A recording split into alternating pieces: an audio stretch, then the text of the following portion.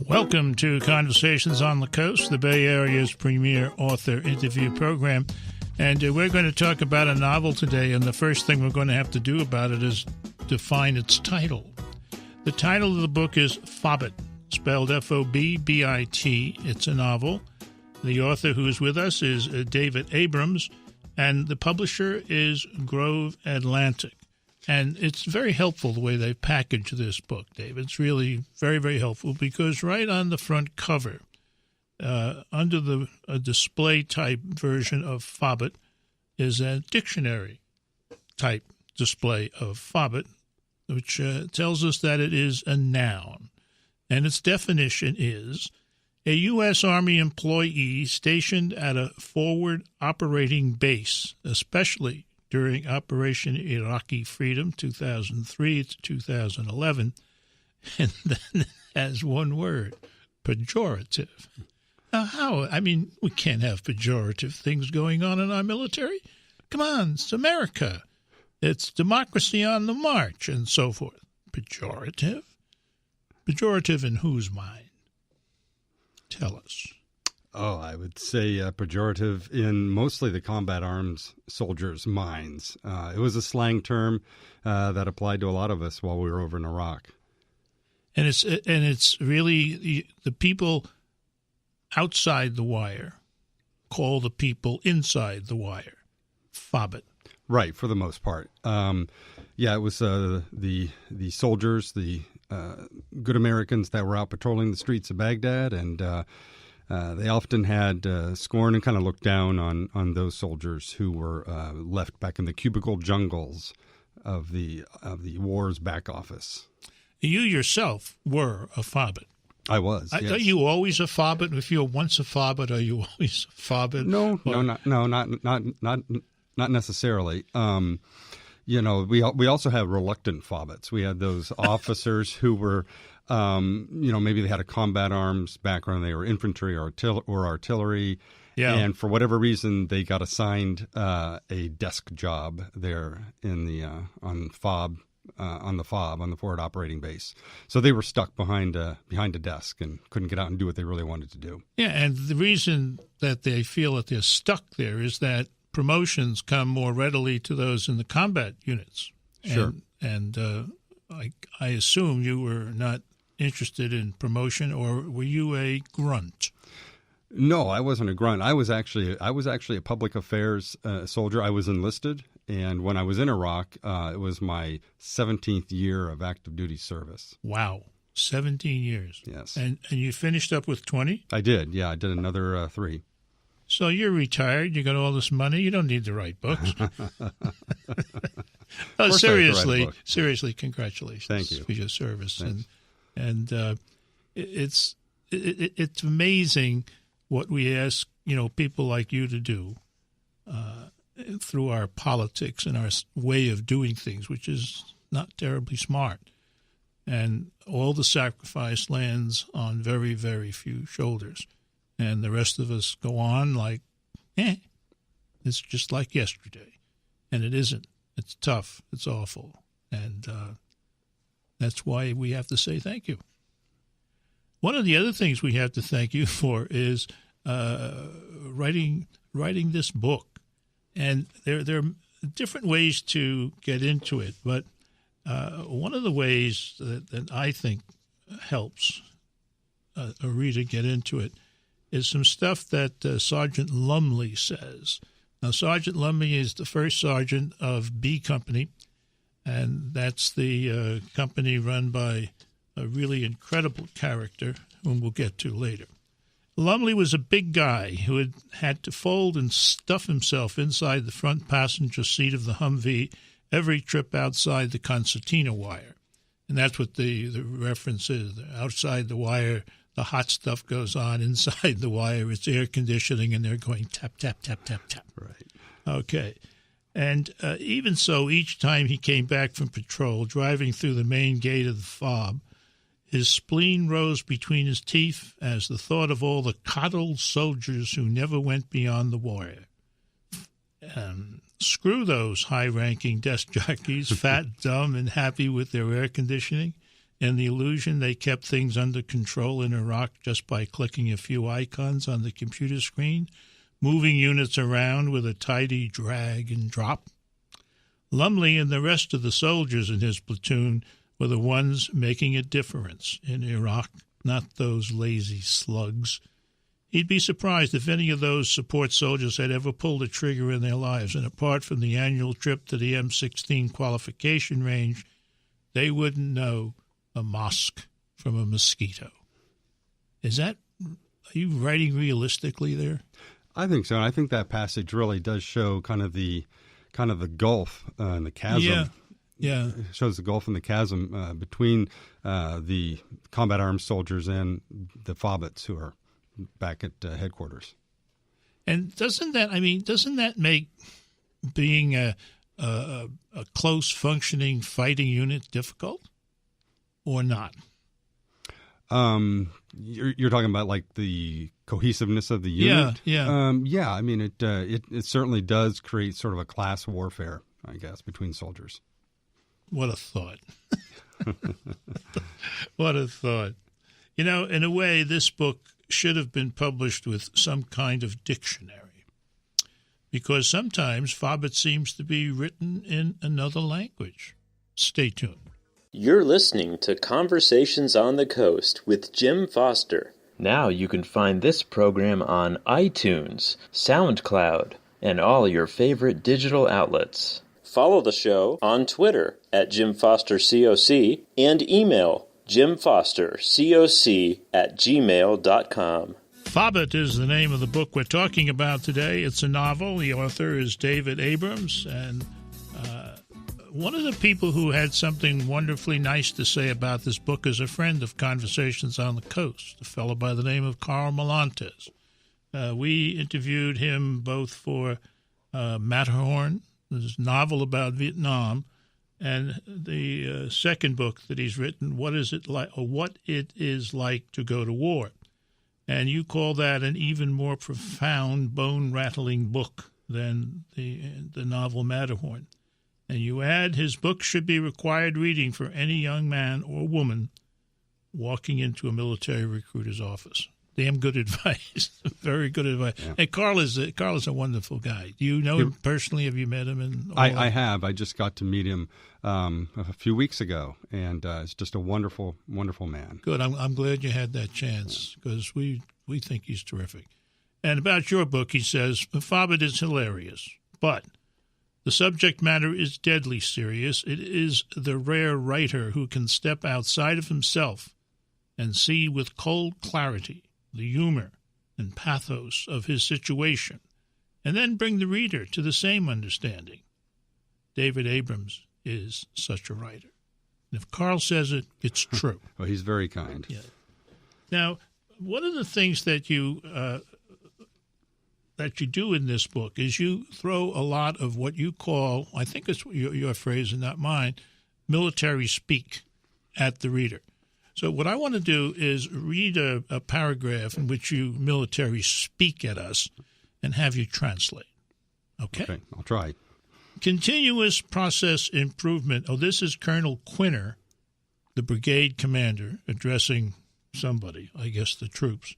Continuous process improvement, gentlemen, is a strategic approach for developing a culture of upticking positives, particularly, I'm told, in the area of reliability and process cycle times.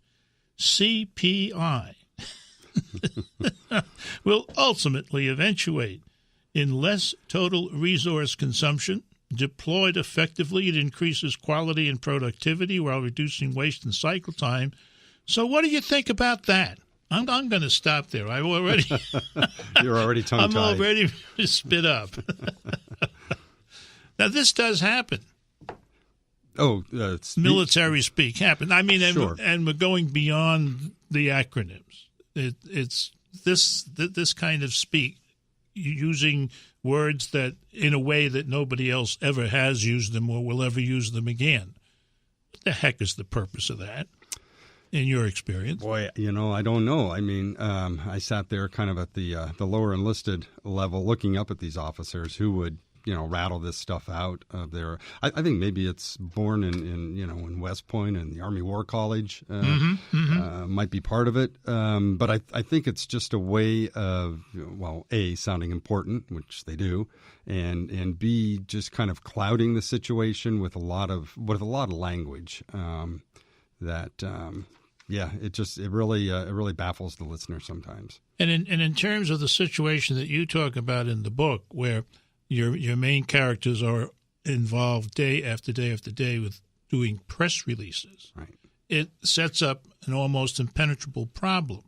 I mean, the guys who are going to review what you've written, and you've tried to make it sound like American English, don't speak American English, don't think American English. They think the way they were taught at the War College. Crazy job. It is. It really was. And I did that day in and day out for almost a year over there in Baghdad. Now, the other thing that Fobbit is full of are... salty language? Well, it has that. I wasn't going to go there. I was thinking of the characters that you've created, who are over there trying to win Iraq for democracy, I guess was the kind of phrase we used in those days. One of the most likable, I think, is Lieutenant Colonel Duret. Now, his name is spelled D-U-R-E-T, but he prefers the French pronunciation of his name. What kind of fellow is that? I think he's a guy who's very proud of his heritage and also wants to set himself apart because some of his fellow officers, as you know, they tend to mispronounce his name as Duret. Yes, so, a lot. Yes. So that's just one of his pet peeves. One of his pet peeves, and there is a very important character. I guess one of the two main characters. Chance Gooding, Staff Sergeant. His problem is what? Being there. Well, being there, yeah, and also, as you alluded to earlier, wrestling with this war of words. He works in the public affairs office there, and he is the one who writes the press releases and gets in the tangle of language every day, trying to communicate the Army's story to the American public and the American media, and it's not always an easy task. No, frequently it's not. It's a very hard task. And then the guy who drives the plot of the book, Captain Abe Shrinkle, Shrinkle. I guess that's the way you pronounce that. Yep. He's I wrote my first note on him was a guy who's on his way up militarily and doesn't know how to get there or loses his way. Boy, does he. Boy, does he ever lose his way. Yeah. Tell us about him. He is a true blue American. If you were to cut his wrists, he would bleed blue, red, and white, red, white, and blue. And he was trained at West Point and rose through the ranks. And several readers have said to me, "Boy, I just can't." Mostly Army readers with a military background say after all the trouble that he gets in, it's hard for them to believe that he actually rose as far as he did. But here he is in Iraq. He's a captain. He's in charge. He's a company commander, and he gets into a lot of situations and scrapes, and mostly caused by his own ineptitude. He also shows this disparity between the enlisted guys and the soldiers in the speeches that you have him make to his men. I mean, it's not clear what he's talking about, and they kind of look askance, and he's going to lead them into battle, and he only leads them into trouble. What a guy. Yeah. Mm-mm. When we come back, we'll look at some more of these characters and get a little bit more into the plot.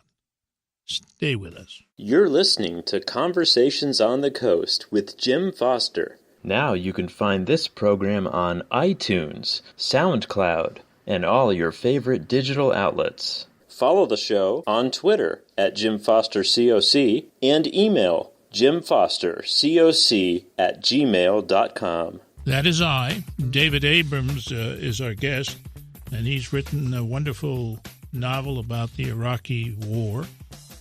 Fobbit is the title. And here's what Jonathan Everson, author of West of Here, has to say. Fobbit is fast, razor sharp, and 7 kinds of hilarious. It deserves a place alongside Slaughterhouse-Five and Catch-22 as one of our great comic novels about the absurdity of war. Now, the absurdity of war can be captured, I guess, in 2 ways at least. One is the plot and the kinds of things that Shrinkle gets himself involved with, killing a local national by throwing a hand grenade into a truck. What were the other 2 things he did that was so marvelous? Captain Shrinkle shot an innocent Iraqi. Yes, it turned out to be a mentally defective Iraqi. Right. Boy, I can't think of the other thing. I mean, there were so many things. When he was in Alaska, he gave the green light on a firing range, and there were some moose going across the firing line at the time. So that was kind of disastrous for the moose. Well, at least he didn't get the governor. That's ouch. You know.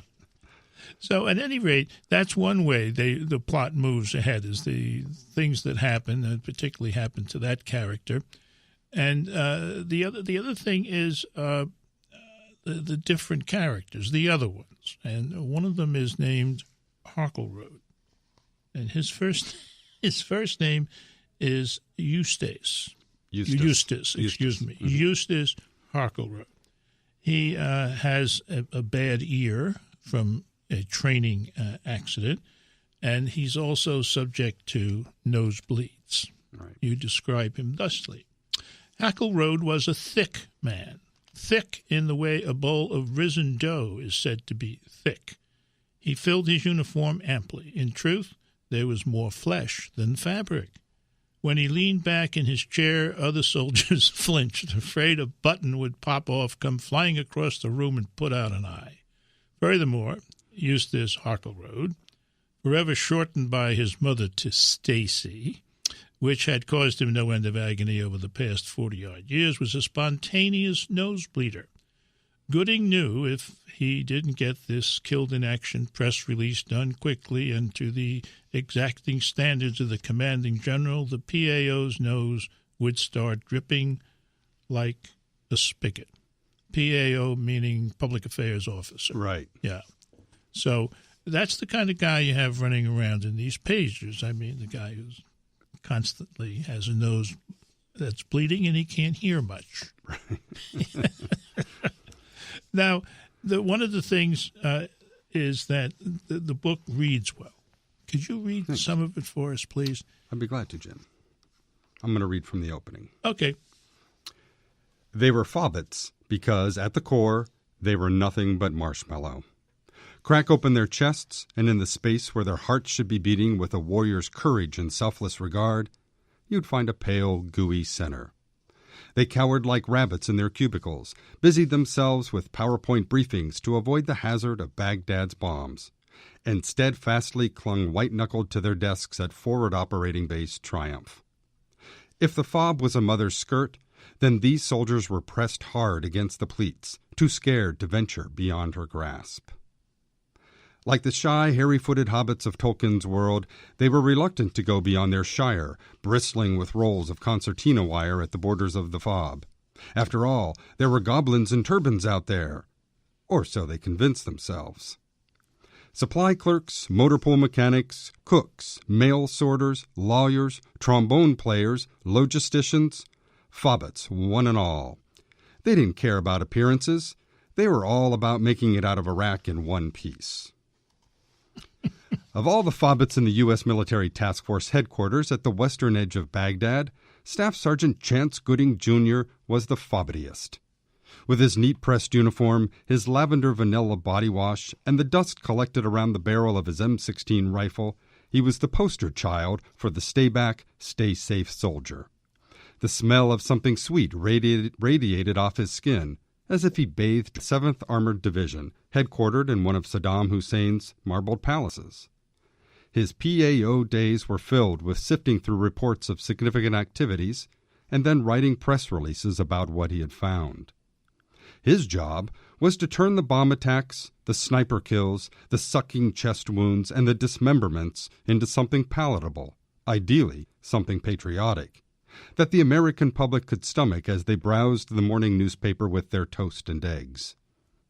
No one wanted to read, "A soldier was vaporized when his patrol hit an improvised explosive device, his flesh thrown into a nearby tree where it draped like Spanish moss."